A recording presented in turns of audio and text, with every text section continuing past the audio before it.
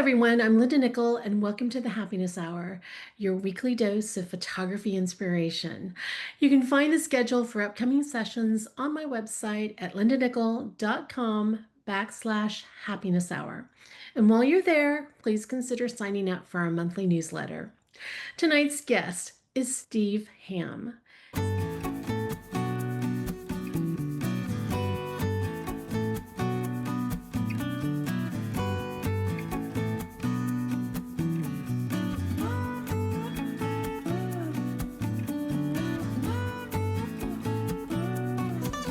Steve is a Colorado-based landscape photographer whose love for the outdoors started back in his home state of West Virginia, where family trips through the Appalachian Mountains sparked a lifelong connection to nature.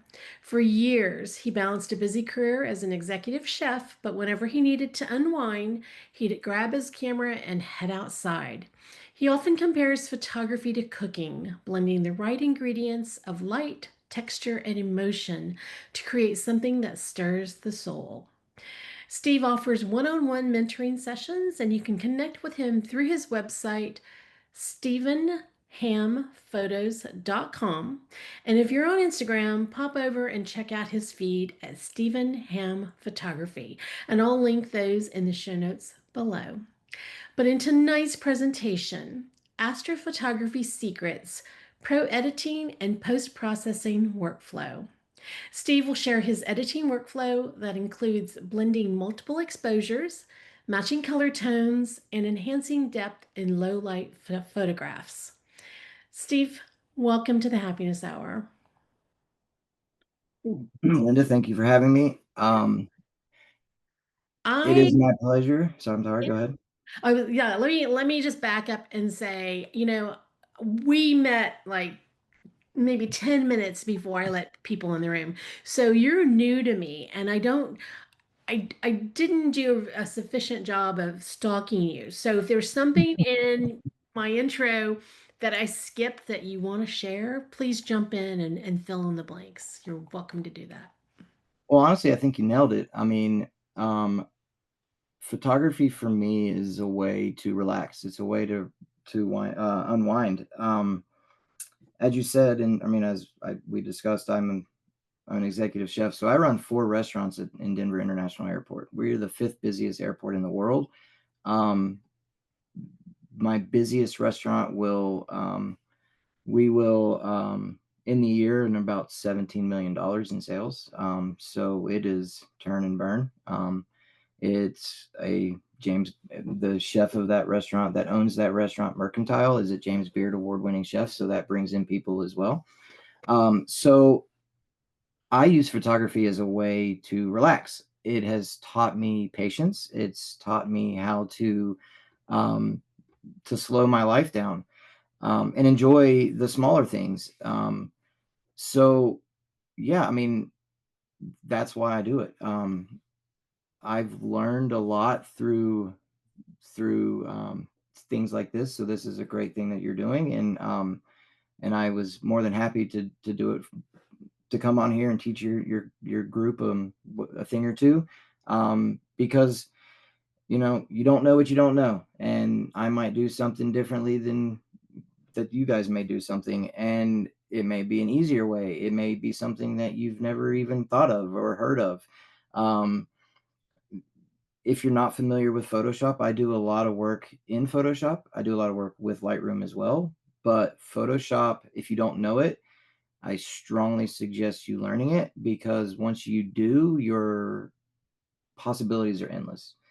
Everybody has that, back in years ago, people are like, that's Photoshop, that's Photoshop, that's Photoshop. And now that's AI, that's AI, that's AI. And AI is getting better to where it's hard to decipher this between the two. But Photoshop you shouldn't be limited by using Photoshop or be afraid to use Photoshop. It can drastically improve your images. The things that you can do compared to Lightroom is night and day. Lightroom is getting better. Easier it's easier to work around or work through because it's all sliders. But in my opinion, with Photoshop, you have things like luminosity masking, you have layers, you have blend modes, all of that, things that you don't have in excuse me, Lightroom, is what will ultimately improve your work. So, um, like I said, I do a lot of work in both. But if you don't know Photoshop, you should really learn it. I learned you said this was your COVID project. My COVID project was Photoshop. Mhm. And once I learned the basics, that's when photography for me took off because I was shooting everything. I had so many bad images, so many images that I never posted, but that was because I was learning the techniques and what worked and what didn't work. And then I was finally able to streamline my workflow, and now it's just second nature to me. Um, we had my wife come in here and try to turn off my messages because I am not an IT person. However, when it comes to Photoshop, she is lost. My wife, she works in IT, but when it comes to Photoshop, it's all hotkeys and things like that, and things that she doesn't have any clue about.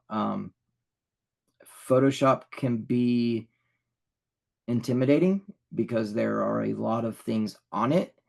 However, for what I do, I use maybe 35% of what's in Photoshop, but I'm still able to get the results that I get. So, um, after this class, if you guys have any questions or you didn't understand something, I linked my Instagram at the top of the chat. If you have any questions, please reach out. I will be more than happy to explain it to you even better or more in depth, or you go over it again or whatever. Um, so yeah, if you guys are ready, we'll jump into it. So this image here that I'm going to show you how to do is um, one of my best images that I've had success with in um, across social media. It's been very controversial. I will tell you this, that one, there's the sunset in it, and I'm going to drop the Milky Way into it. So, one, it's controversial because you can't see the Milky Way with sunset. Two, um, the Milky Way with the angle that I have in it, it does not line up like that. So it is a composite. Um, and the reason it's so controversial is because I didn't state that it was a composite. So do with it what you will. Um, it's photography, it's art. I don't feel like you should tell people it's a composite. But that's my own doing, and whatever. But anyway, that's my own opinion. Everybody's entitled to their own opinion. So what I typically do, I have both images here to start, right? So I have Santa Elena Canyon at Big Bend National Park. This is Mexico on the left. This is America on the right, and standing in the Rio Grande River. And I wanted to drop the Milky Way in the sky up here, and then also bring the reflection down into the river as well. Okay.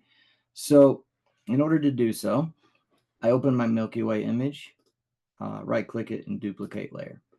It's going to ask where I want to put it, and I'm going to put it into my foreground image or my landscape image. So then we'll take rid of that guy. So we're going to transform it, and I want to see where the placement's going to be. So I bring my opacity over here down to about 50%. Excuse me. And then I will bring it into the frame. All right. And then we'll press enter. And then now that image is where, or the sky, I'm sorry, the Milky Way is where I want it to be. Be mindful of your edges. Be mindful, like for here, this is a bush or a tree or whatever. I track this sky at Mule Ears Lookout. Later in the night, this image was tracked. I think it was like 12 minutes or 15 minutes or something outrageous, but just to see if I could do it, and I did. So, Be mindful of your edges when you're dropping in a sky, or if you're putting in a sky with like clouds or whatever, where the light's coming from, because you don't want clouds that, if the sun's setting on the right of your frame, you don't want clouds that are illuminated from the left, because it's not how light works, right? It has to match your scene. So once I have this image in, I'm going to press Command or Control J, Command on a Mac, Control on a PC. That will duplicate my layer. All right. So once my layer is duplicated, I will transform again. So Control or Command or Control T to transform. Then right click it. I'm going to flip it horizontal. I'm sorry, I'm going to flip it horizontal. And with it still at the 50% opacity, we're going to bring it straight down to where I want it in the water. Okay. Now, we'll press enter. Once that is done, we're going to turn off the top layer. We're going to work on adding the sky to the image. In order to do so, we'll turn off this layer. If you press W on your keyboard, then that brings up the quick selection tool. And then you just drag it across the top. Once you get to a certain point, it drops it straight down. In theory, it will make a selection. Then if you have a bunch of trees or a bunch of rocks that are jagged or whatnot, it might not make the best selection. So we'll go up here and select, we'll hit select and mask. And that will show what the selection is. So we'll zoom in here. And this is what I'm talking about. So you have all these trees and bushes and stuff at the top. And we'll just take our brush, or I'm sorry, this the selection tool. And then we'll go over these and include them in the selection.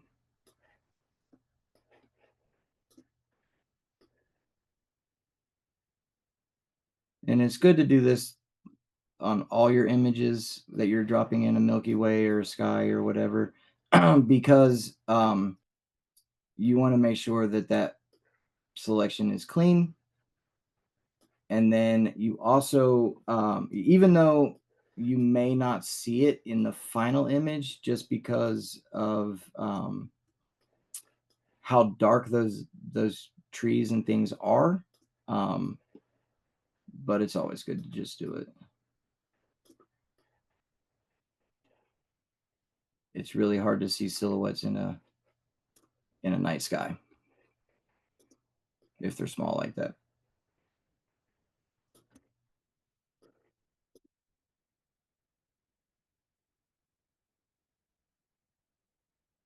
Kind of a process, but you want to make sure that you get everything.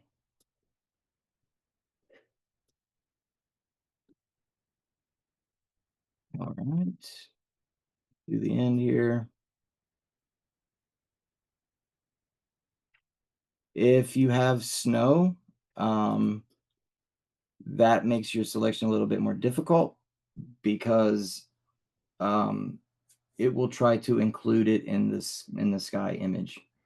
Just because if there, especially like for instance here, if there was snow right here, and it was that that hard line was broke because the snow dipped down, it would try to include it into the sky. So you would have to be mindful of that. Once we have the selection, we'll hit OK. And then see, it missed some of this right here, but that's all right. We don't really need it. So we'll back out. If you hit Command or Control W, you'll zoom out. Command or Control Q, you'll zoom in. So once that selection is there, we'll, excuse me, I'll drop this layer down here, and then I will hit Command or Control and then hit the layer mask. Maybe. Oops. There we go. And then I can just invert it. So, and then we got to bring our opacity back up on this layer. And then now our sky's there. So if you look at your image, you always want to zoom in to make sure that there's no haloing. And you see what I mean by haloing here. You see the separation between the two. This is some of the sky from the first image because of the selection that's still in the image. So the way I take care of that is I'll go to filter and then other and max or minimum, sorry. Now what this is going to do is going to pixel by pixel, it's going to, sorry, let me cancel that, get it on the right layer. Pixel by pixel, it's going to bring them together.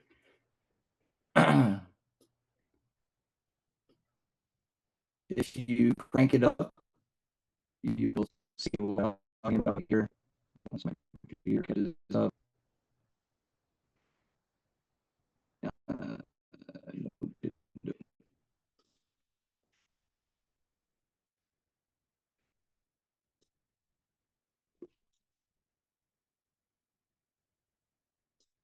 Cancel. There we go. Let's try maximum.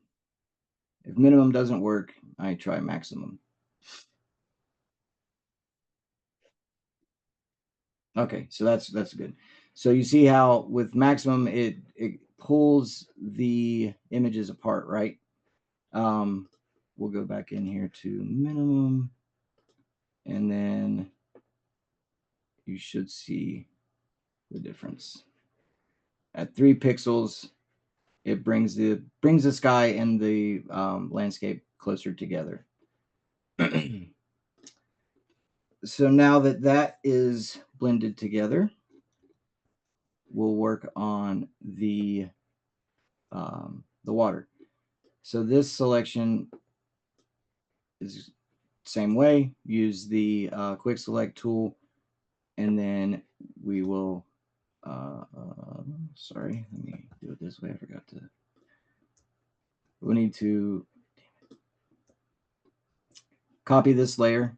If you hit Command and J again, it will copy the layer. Delete off the mask because we don't need that mask anymore. And then with our quick selection tool, we will make a selection and then add that selection. So we turn this layer back on.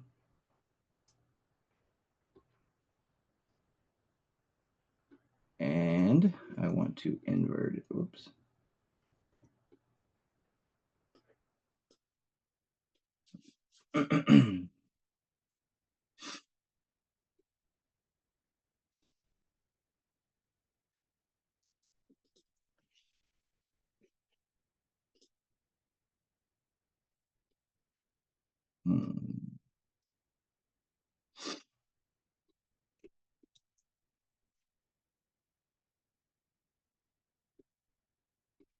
Okay, with our brush, we will take a black brush at 100%.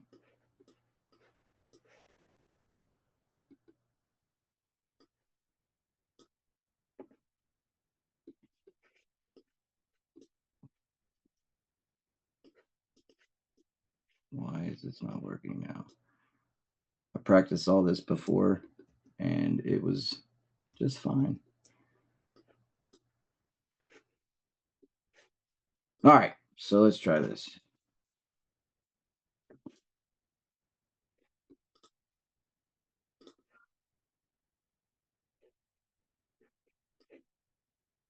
There we go.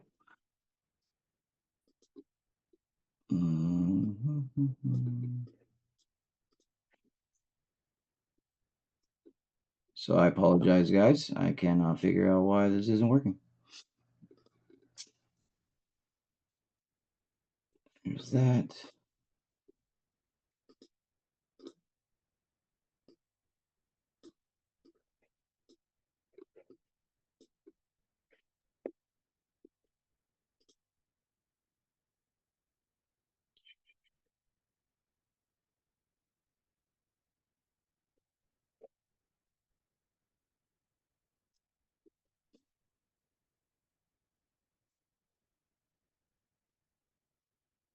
There we go.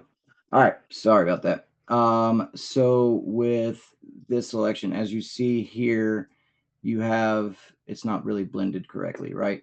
So we will need to blend it better. So with our black brush, we don't want the stars in the light, so we'll take that out. If you hit number keys at the top, if you look at your opacity, you have, if you hit 1, it's 10%. If you hit 0, it's 100%. 5 is 50%. And so at a 50% brush, we'll brush out the light. We'll make our brush a little smaller. And then we'll come down through here and blend this better. Okay. Because we want the ripples of the water, we want to be able to see the edges of the cliff, but you don't want stars in the water over here because it's blocked from the mountain. Excuse me. I also like the detail in the water. So with the opacity, I'll drop it down even more. So I can still see, we'll drop it to 0, see where the rocks are, and kind of watch that. So we can still see some of the textures of the rocks and the stars. Okay. Now, when you're looking at this image, because this was shot at sunset, pre-blue hour, and this was shot later in the night, the colors do not match. So in order to do so, to match them, we will want to change the color balance. So for you want them, or I'm sorry, I'll start with this guy first. So we will clip a color balance layer.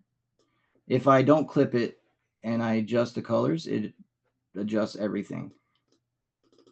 If I clip it, it's basically using like a paper clip and attaching it to just this layer.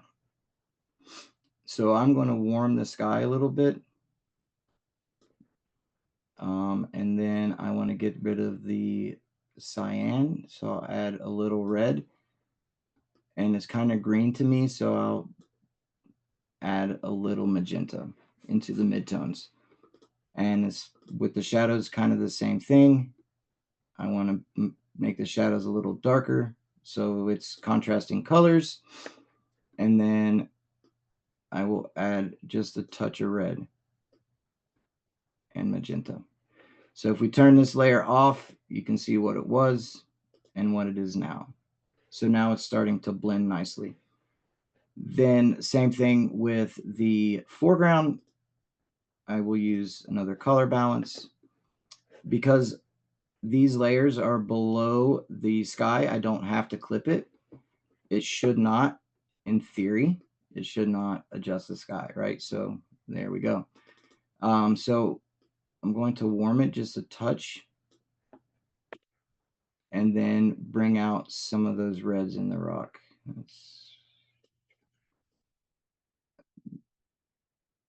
Okay.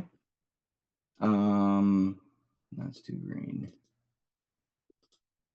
And then for the shadows, same thing that we did in the top. You want to add just a touch of blue and bring out the reds again. Okay. Now that that is done, we can add some contrast to our sky with the curves adjustment. We'll lower the shadows just a touch and we'll raise the highlights. So now you're starting to see a lot of that detail in the Milky Way. Now, mind you, that because we're doing something up here in the sky, we need to do something down here into the water as well. Water is always darker So if you have a reflection, you can see how bright this reflection is here and how dark this is down here in the water. So you want to make sure that your water is a little darker as well. And for this one, I will just in the mid-tone part. So this is your blacks, this is mid-tones, and this is whites. And then I will raise the highlights just a touch as well. And then I can go back to this layer because you're really not seeing the Milky Way much. So I'll raise that a little bit. And that did it to the whole image. So I gotta make sure I clip it. Next,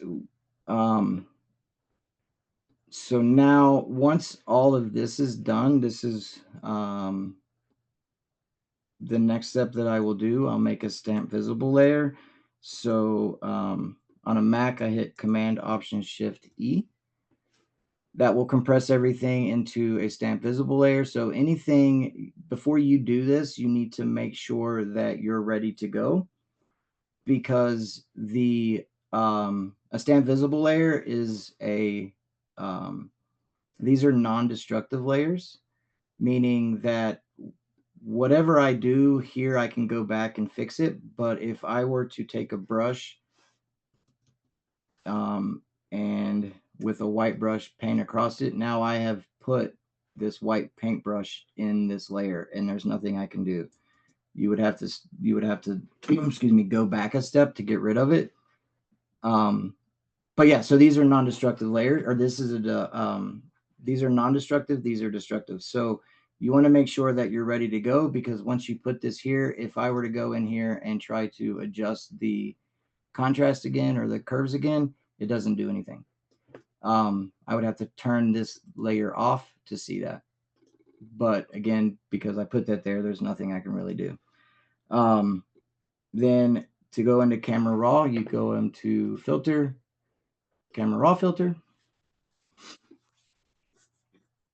And then we'll work on our global adjustments. So we'll raise the exposure a little bit. We'll raise our highlights a little bit, watching our clipping down at the bottom in the water, but that's okay. If you clip it a little bit, you don't want, like that, but a little bit's all right. Then we will lower our shadows just a touch. Then I will go into color. Because this is a night image, you typically want it to be a little bit more blue. But this was shot in Texas and it's hot as hell in Texas. So I'm going to warm it just a touch. Okay. So if you hit the back bracket, you can see your before and after, right? I typically like to add a radial filter. And with that radial filter, we will, let's see here, we'll put it right here. We'll raise the exposure a little bit. We'll lower the highlights just a touch. No, I'll leave it. And then I will add haze. Now you might be asking here, because you're starting to lose detail. We can take care of that by lowering the whites.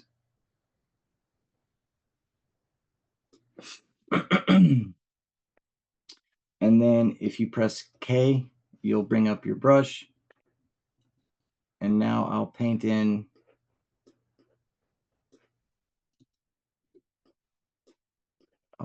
some highlights here from the light hitting this side of the mountain. You have some of that down in here, so oops, sorry. Hit another brush. Because light hits differently, you don't want to use the same brush. And we'll bring some of the light onto that grass. Maybe add a little warmth to it. And the same thing here, we'll add a little warmth. Okay, so if you're looking now, that's your before, that's your after. Okay, I also want to bring out some of those rocks in the foreground. So with the radial gradient, I will add some light. I'll add some clarity. Don't crank your clarity because that looks fake. You hear it all the time in landscape photography. And then we'll add a little texture. Now I don't want it here in the water, so I can subtract with a brush and then take it out of the water. Or out of that little gap right there. Okay, so that's our before, that's our after.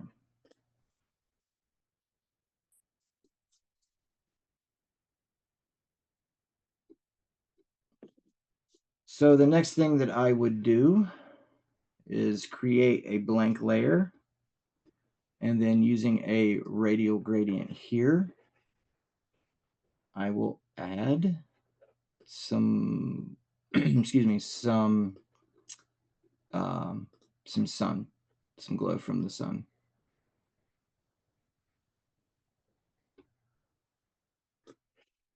Now we're going to do, if you hit Command and then click on this layer, it will make a selection, and then I will add that to that selection. So that by adding this selection here, it, as you saw before, it was making the light everywhere. I don't want it everywhere. That selection is only putting it in the sky. And now, as you see, before this was all blown out, now this is brought back together. You see the details in the rocks and stuff again. And it's filtering with the gradient that I put on there. It's filtering. It looks like it's filtering around the rocks. Same thing. I will make another selection and then add it to that, and then do another gradient.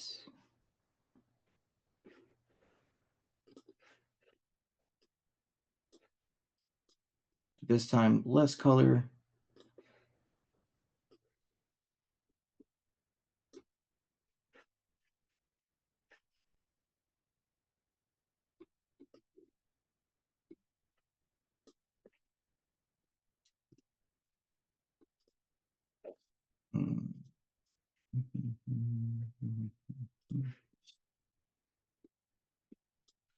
Oops.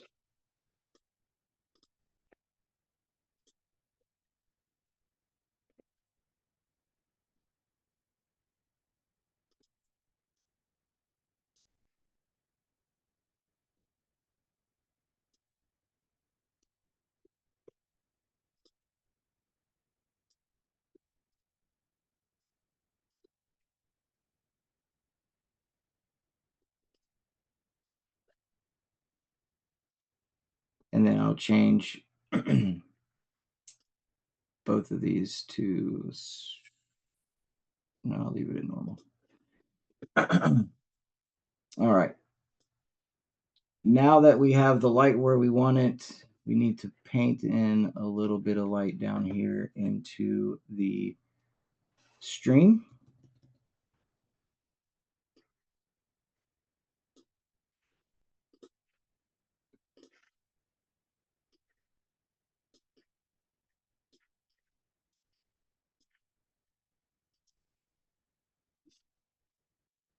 Or the river, sorry. And then what I do next is I make another stem visible layer. So Command Option Shift E. And then I will add a Gaussian blur. So my camera, I shoot with a Sony A7R4. It's around 60 megapixels. So I typically keep my pixels around 60 pixels. Any more than that is unnecessary. It looks too blurry. And I always drop it down to about 10 to 15%. So if you see that's before, it kind of just makes it more ethereal, gives it more of a dreamy effect. And I want to keep the details of the mountain. So I use a lot of luminosity masking. I use a TK panel, a Tony Kuiper panel. It's great because you can you can do color masking, you can do luminosity masking, curves adjustments, a lot of the things that you can do down here, but it's all tied together here. So I'll bring up my luminosity and I only want it in, and so I'm sorry, let me start over. So 1 being all the highlights in the image, 6 being the least amount. Um, these are your midtones down here. So 1, you can see that it's not a lot of midtones. 3 is a lot. But I want it in just the um, highlights of the image. So I'll select 1, and this levels adjustment I can bring up, and then I can fine tune it to where I want it. Um, if you're not familiar with layers and layer masking and things like that, so think of them as a window. White reveals, black conceals.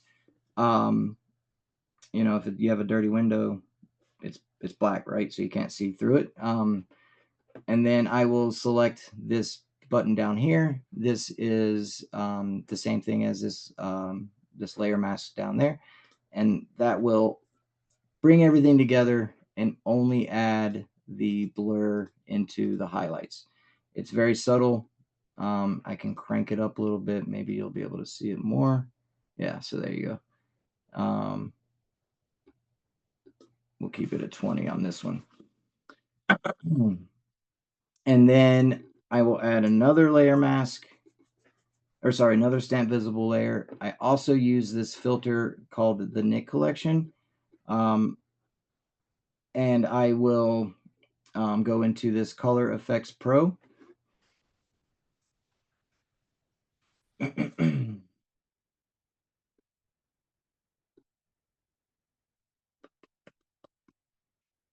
And then I use a tonal contrast. So what this will do is it will bring some of that detail back. If you turn it to, if you crank it up, it kind of washes out the image. The same thing as like clarity, but on a finer scale, I guess. So I want to restore some of that detail in my midtones, not so much in my shadows, and not so much in my highlights. Maybe a little bit because of the Milky Way. Yeah, it looks good. So then we can compare to what it was before and what it is now. So it kind of just brightens the image a little bit more too.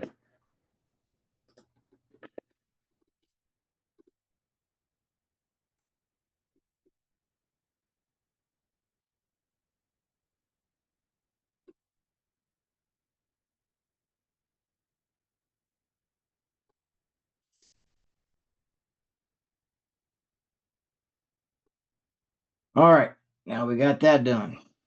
Then I will work on my levels, another stamp visible layer. If you're not familiar with Photoshop, you can double click on the words and you can label these whatever you want. Or I'm sorry, that's not what that was. I don't need that layer.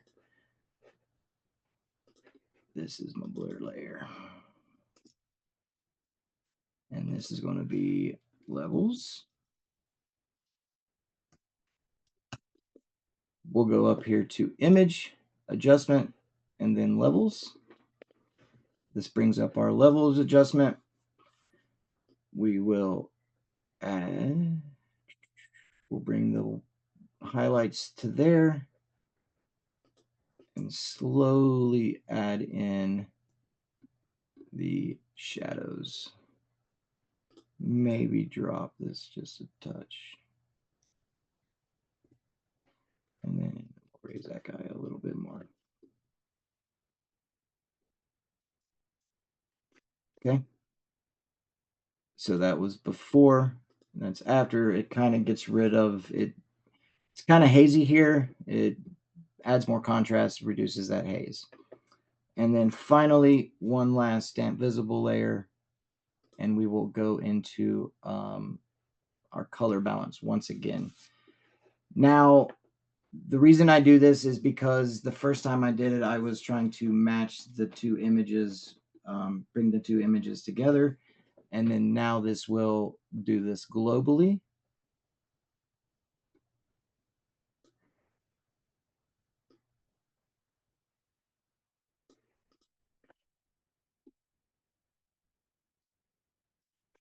And then maybe just a touch of green.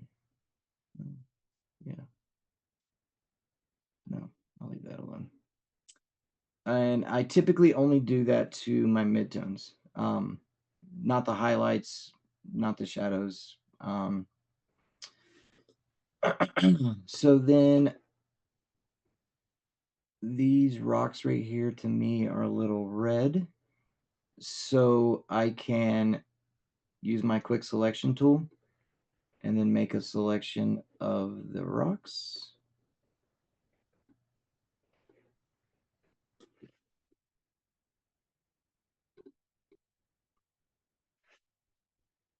And then we'll go down in here to selective color. And we have our reds pulled up. And I will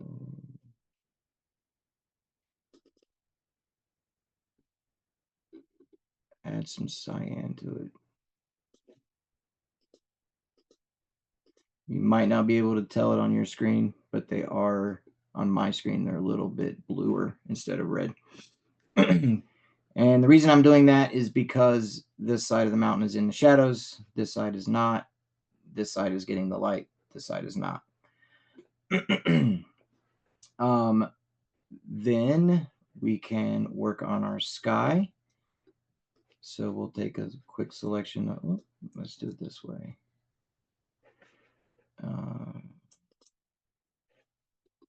We'll add a levels adjustment to the sky. Bring in the highlights and the lowlights. And then same thing down here.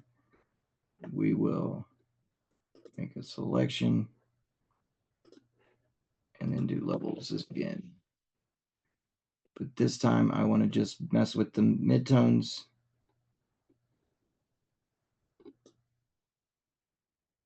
Maybe, nope, no highlights. Maybe just bring the blacks down a little bit. All right. Then we will add color. So I am going to paint into the Milky Way. And the reason I use luminosity masking is this is one of the biggest reasons why. Because I don't want to paint on parts of the night sky. I don't want to paint on parts of the water. I just want to work on these dust clouds right here. So with a blank layer, I use my luminosity mask, pick which one I want. I can again fine tune it. We will add a little bit more into the Milky Way, and then this will make a selection of these highlight areas. Then I will pick if you hit I on your keyboard, you'll bring up your color picker tool, and then you can go around until you find the color that you want. Let's see this guy right here. Okay. And then if I hit the little swatch over here, I can bring up the color that I want. I usually typically only use, when I'm painting with painting light in, I use soft light because of the time of day that I'm shooting. So I'm usually shooting at sunrise or sunset or blue hour, and that's when light is softer. So that's why I choose soft light. And then I'll paint. So if, again, like I said, I pick the luminosity mask. If I paint over here, it's not doing anything, but I will add it here.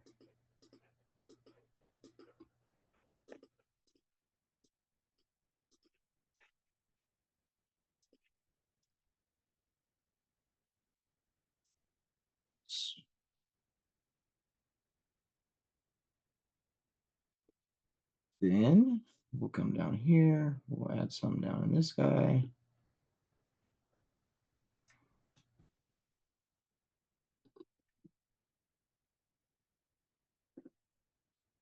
Okay.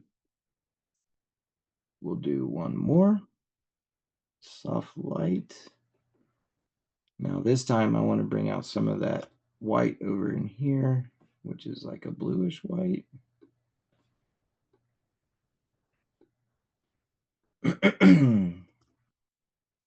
I typically also only paint with an opacity of 10 or 20 because it can get away from you very quickly.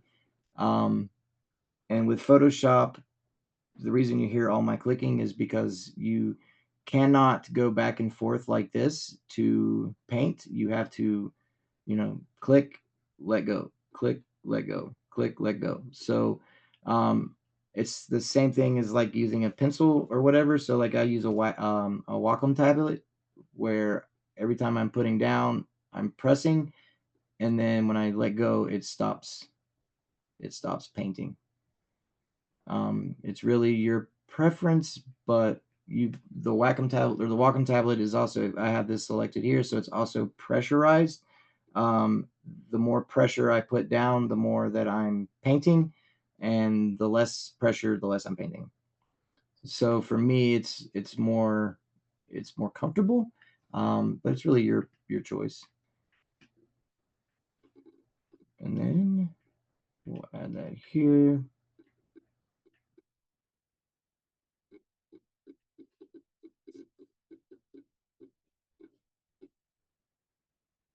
And I just noticed something.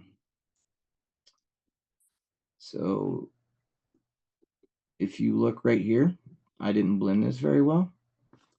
And because of all these stamp visible layers, I cannot do anything with it. So in order to fix it, I will have to create another stamp visible. And then I will use a spot healing brush.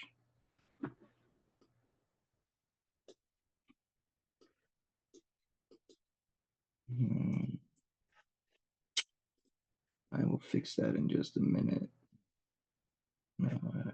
Okay, so I will use a stamp tool, and then opacity of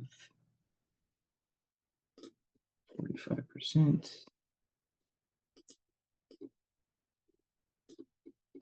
Oh, sorry.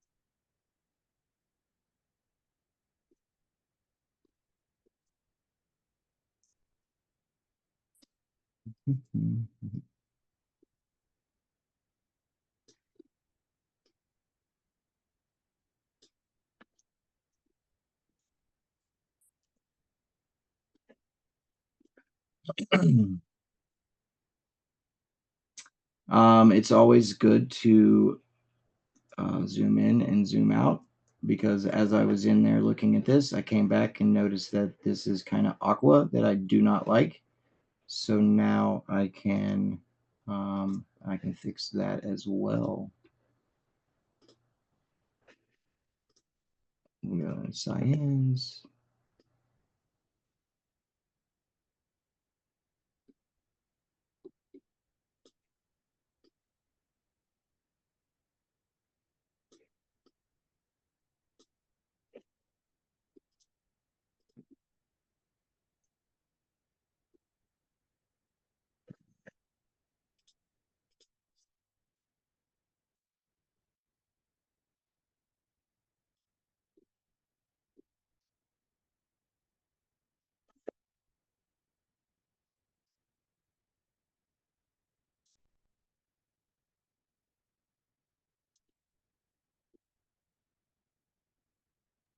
Steve, can you kind of walk us through the tools as you're using them? It's just a little hard to see what you're using because the icons are so small on our screens. Oh yeah, absolutely. So I'll explain them real quick. So down here, I use this layer mask. This is a layer mask. It's basically like, again, like I explained it, it's a window. Um, White reveals, black conceals. This cookie down here, it brings up all the different tools you can do, or you can use, sorry. Um, Levels, curves adjustment, exposure adjustment, vibrance, hue saturation, color balance, selective color. Um, and then this folder would put things in a group. So, and I'll show you that in 1 second, how I would use a group. And then these are blank layers. So this is what I'm doing here with the blank layer. I use blank layers when I am trying to paint light in, or using a luminosity mask. Um, so yeah, those, is that what you couldn't see down here? Yeah, I mean, and I think when you're working on the photo, your brush is so small. I mean, and in fairness, most people are watching on a laptop, but a few people are Sure. probably watching from their phone. So it's a little Okay. harder to get a feel for what you're doing. Oh, Editing okay. in general is difficult. There's a little bit of a lag with Zoom, and Sure. I think a little bit more commentary for us because you know what you're doing, but we're kind of I don't have Photoshop skills at all, so Hmm. I'm a little lost. But I will say that I'm probably in the minority in this room. I think a lot of other people are much more skilled than I am. So Okay. yeah. Absolutely. So next, I understand, because, like, yes, it's hard to see my Yeah, I mean, things like that. I understand. Yeah. yeah, but no, Um, what I do like about, well, one is I like this location. I've been there. I've stood right there. Um, uh, Showing the before and after as you've been doing that. That really takes this photo to a different level. Um, mhm, and your changes are subtle. They really, absolutely. yeah. And I And think that's what. that's one thing that I learned very early on, was that you you have to make subtle changes. Mhm, If you That's where a lot of people that, in my opinion, over process, is because they're cranking sliders, right? Like, so if I you'll see me, I will take a slider and I'll take it all the way to the right, or I'll take it all the way to the left. mhm, That way I can see what it's doing, and then I will slowly make my changes, right? mhm, Because I can always add to it. Um, but once you get so far in your workflow, it's difficult to correct changes that you've made earlier on. You know what I mean? So subtle changes, even though they're small, for instance, like when you're cooking, right? So you can always add salt too, but you can't take salt away. So a little bit at a time. That's the right. best way I can explain it. Another example that I can shoot. Everybody knows to shoot raw. Well, why? So when you shoot JPEG, it's like cooking a microwave dinner, right? All of the ingredients are there. You can add salt or pepper if you want to, but for the most part, those dishes have already been created, and the changes you can do are minimal. When you shoot raw, it's like cooking a dish from scratch. You can add anything you want to make it the flavor you want. So Mhm. that's I try to incorporate cooking technology or terminology to people because everybody gets that part, you know. So Yeah. I apologize. Thank you for letting me know. I did not even think that you guys couldn't see my cursor, so Yeah. I apologize. No, that's Um, okay. so next, I will add some shadows into the gas pockets of the Milky Way.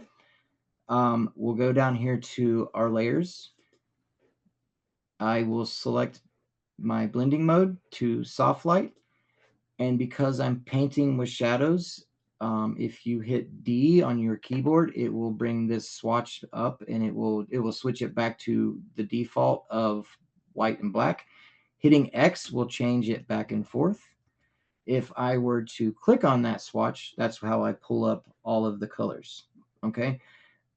You can you can drag this slider over here and pick any color of the rainbow. This is the hue, this is the saturation. So if I want 50% saturation, it takes the cursor up to the middle. And then brightness, if I wanted 45% brightness, it brings it down to here. So that's how that works. RGB, this is your red channel, green channel, blue channel. Um, all three colors make up the colors of the rainbow. At 100% white is 255 across the board. At 100% black, it's completely zero. So that's how these numbers work on the side. As you see, when I move my cursor around, it changes all of those numbers, except for the hue because I'm on the same hue.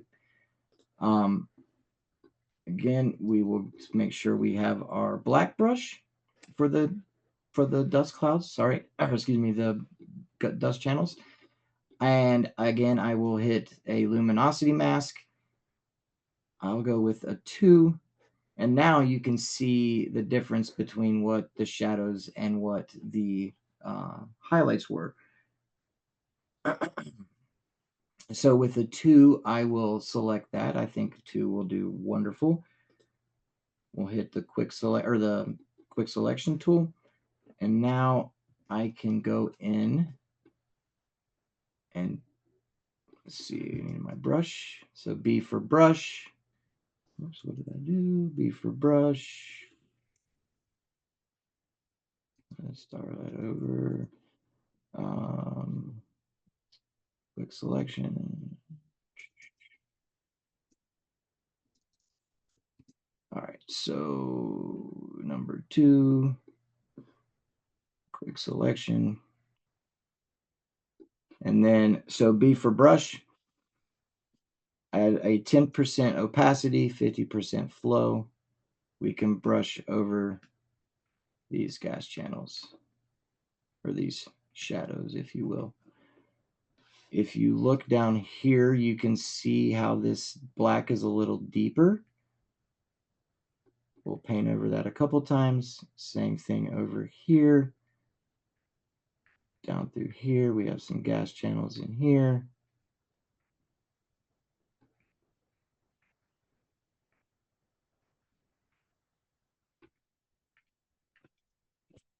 And then if you look at the before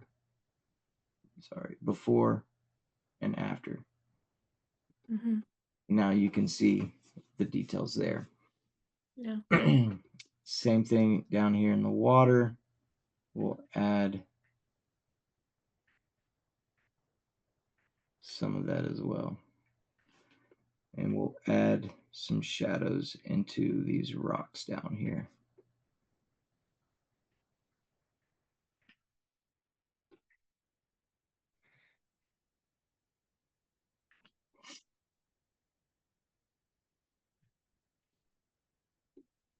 Okay. So if we look at where we were, sorry, this was before and this is after. Before and after. I was gonna say I don't think Santa Elena has been been that pretty. There's only a couple more things that I need to do. Okay, we're going to add a little bit of more. We're going to add a little more glow here up in these rocks, and then I'm going to minimize stars. When you're in a, you know, a sky like when you have a night sky with a clear night sky with like a Big Bend where there's absolutely no light coming from the south, um, that sky is the darkest I've ever seen. It is amazing to me that you can actually see the Milky Way look like this. That, you know, I mean, not that bright and colorful, but you can see the channels and the gas and stuff. It's amazing. So you pick up so many stars. Um, so when we add the glow, all right, I'm going to create a stamp visible, or sorry, a layer, a blank layer, blend mode to soft light. Then if I press I, I'll bring up my color picker tool.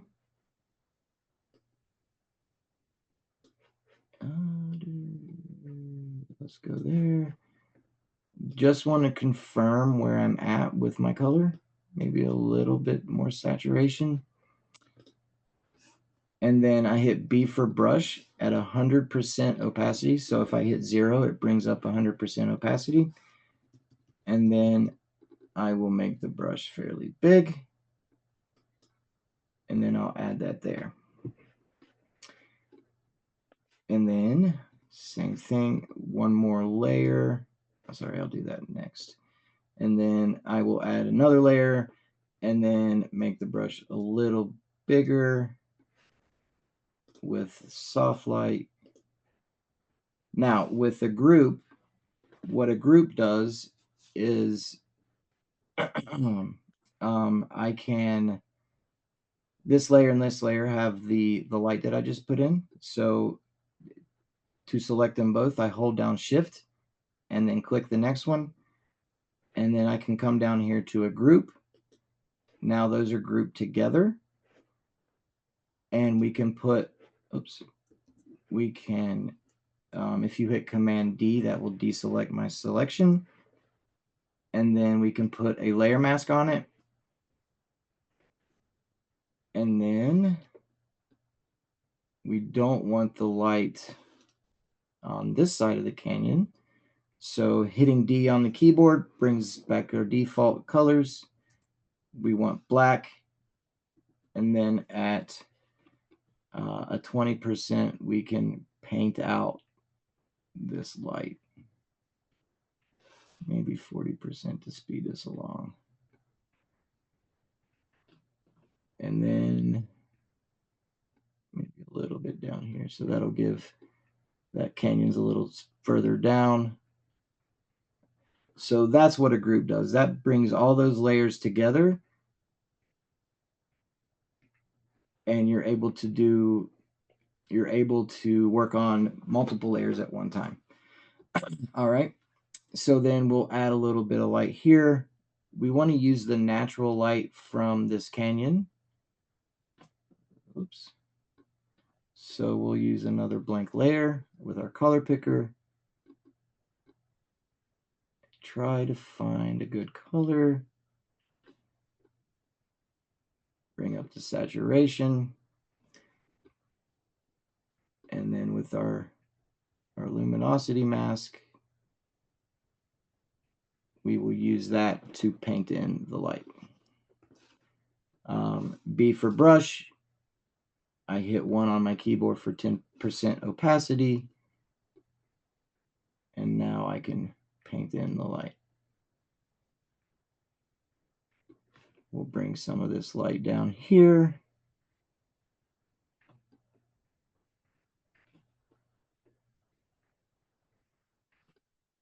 Some across these guys over here, down into the water.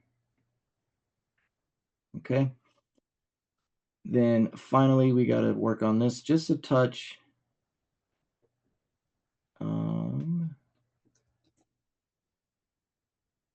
I'm going to use this selection, and then I'm going to use a curves adjustment, bring that down just a touch. And because this is kind of wonky, I will use my brush and then 40% opacity.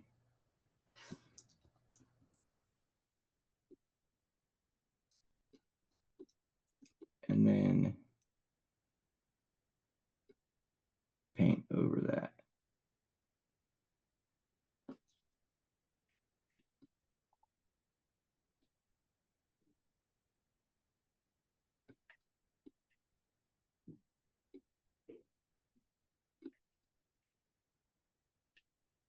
So it blends a little nicer.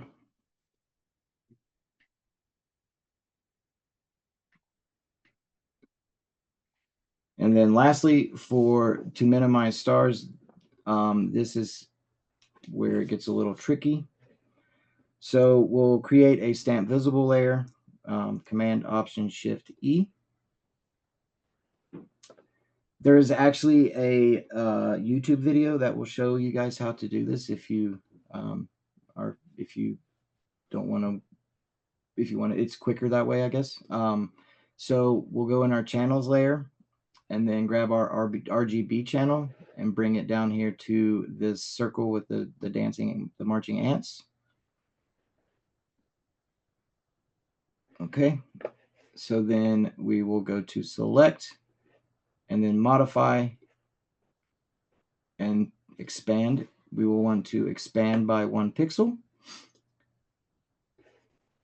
And then we'll go back into select again and modify and then feather. So you can pick 1 pixel, 2 pixel, 3 pixel, but whatever you pick, you want to feather it by half that. So as you see, I picked 1 pixel. Now the feather radius is 0.5. Lastly, we'll go into filter, other, and then minimum. And we'll drop that down to 0.9, 0.8 is fine. And hit OK.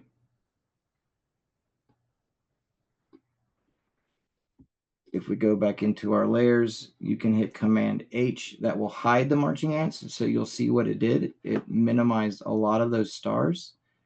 Then you go back into your opacity. This is what it was before. This is what it is with it fully on. So it just smooths them out. So I bring it back until I find a level that I'm happy with. Around 30% is good. We will hit Command D to deselect the marching ants. And then the last step we'll do is create a blank layer. We'll hit B for brush, soft light, 0 for 100. And then I will make these stars pop a little bit. Oops. If I pick the right color. If you hit the left bracket, it makes your brush smaller. If you hit the right bracket, it makes it bigger. So when you're doing this, you want to, all stars are at different spots of the galaxy, so or the sky. So start small. I hit the bracket twice, make it a little bigger, twice more, make that a little bigger. Now these brighter stars, start small, hit it. I hit that one 3 times, that one 4 times. Same thing. You just go through.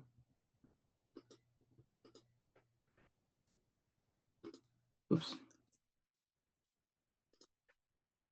Just bringing those stars or making those stars brighter.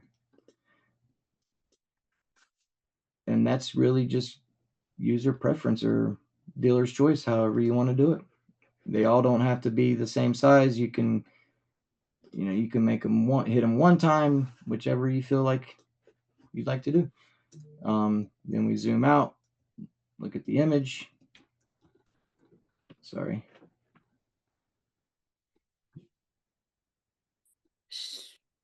So I'm curious. You had said you got a little bit of pushback from I guess, the Instagram community because you Mhm. didn't call it a. I'm assuming that's where you posted it, and because you didn't call it a Composite. composite. Yeah. Mhm. Um, what like what was the I guess What what was it? yeah, what was the big pushback? It's like it's your Um, you can do whatever you want. I know you didn't call it a composite. It wasn't that you were putting it out there that it wasn't. right. Well, one person said that they argued that you couldn't see the Milky Way with the sun there. Well, obviously, if we've been out at sunset, we all know that you can't see the Milky Way.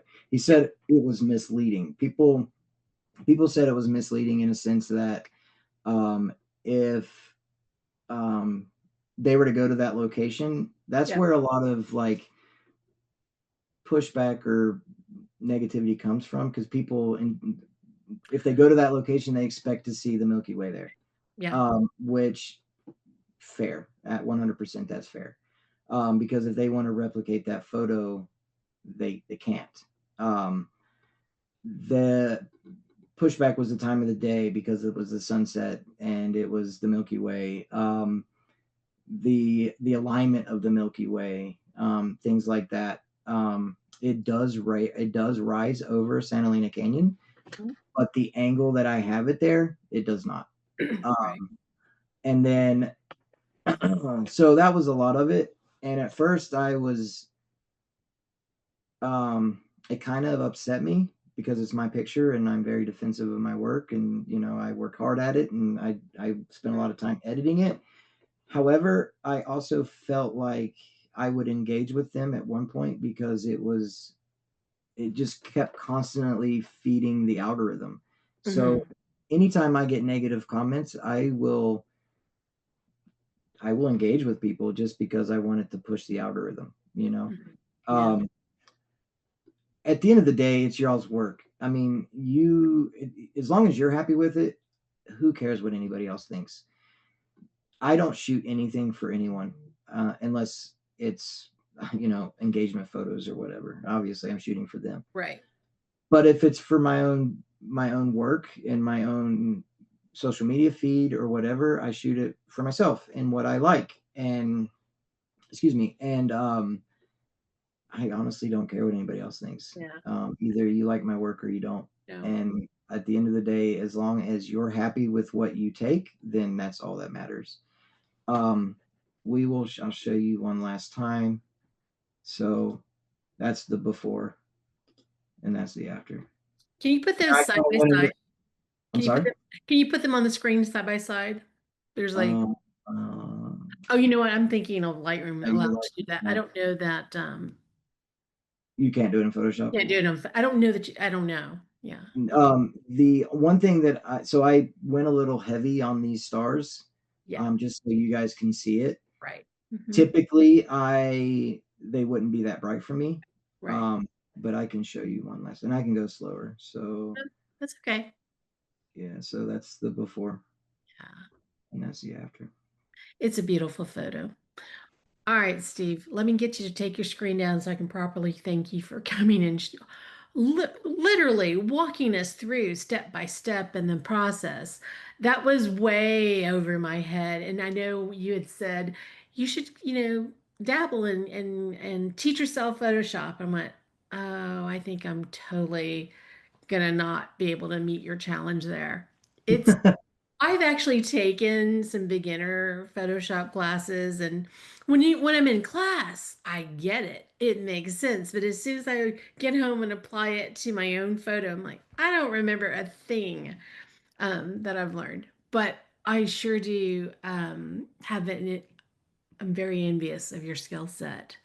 And one of the things that you did not do in this presentation, so if you are on Instagram, go to Stephen, Phen, Ham Photos and Photography. photography, because it's photos.com.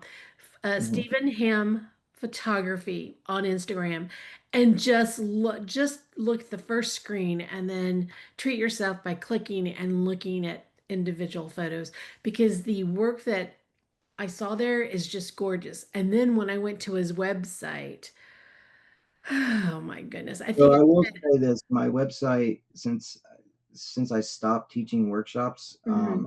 back to working in the kitchen, um, this past year has been a struggle for me getting out to shoot. Sure. Um, so the website is not in the best of care right now. Um, and it's something that my wife and I are going to work on here soon because I would like to get back into teaching people one-on-ones. Yeah. Group workshops, I don't know if that's possible. One-on-ones are easier because it's typically a day or two, Yeah. um, and I can do it on days off or whatever. But yeah, so the website's not that great right now. The But it, best way to it get my gives, but my point is, it gives a flavor of your work. And I'm work. telling you, your photos are absolutely stunning. And I'm sure that's kind of a generic thing, but oh, they're amazing. It's fantastic. Wow. But wow. Um, I was drawn in, and I right now, a lot of people know I'm kind of homebound. I'm a caregiver, and I'm a big traveler. I haven't traveled in 2 years. It just flipping through people's work, and you were one of them. I spent way too much time in your Instagram. Just looking at the pretty pictures, and they were really, really beautiful. And I know that you've put a lot of time and effort in them, and it shows. And you definitely have a gallery that you should be very proud of. So, thank you for coming and sharing what you know, and kind of walking us through the steps of your process. Um, Sometimes it's just hard to okay, this is what I'm going to do. It's hard to articulate what you're doing and why you're doing it. But what we could see is that before was a beautiful photo, and then what you can do with it with imagination and some creativity and some artistry. And you certainly pulled that off for us. Well, it was my pleasure, and I apologize for getting hung up. I apologize if it was hard to follow or whatnot. It was not my intention, and if you guys have any questions, feel free to reach out. I'm more than happy to help you guys out. Um, and like I said, at the end of the day, as long as you're happy with your work, Yep. that's all that matters. Practice, make mistakes. The only way you're going to learn is make mistakes. Yep. I still make them to this day. Obviously, you saw it today when I was trying to blend two images. So it knowing how what to do to fix it, and the only way you're going to know that is if you make mistakes. So um, be happy. Like I said, be happy with what you're doing, and it's your art. Have fun doing it. That's all that matters. As long as you're having fun, nothing else matters. That is absolutely the truth. All right. Thank you so much for joining us. All right. My Next pleasure. week, Danielle Austin returns to share her tips in a photo critique, the power of subtle adjustments. So if you'd like to submit a photo, please send it to me at happinesshourcommunity@gmail.com by November 2nd. And that gives her some time to look at your photos before our session. So until next time, go out and create something beautiful. And I hope that we see you again soon.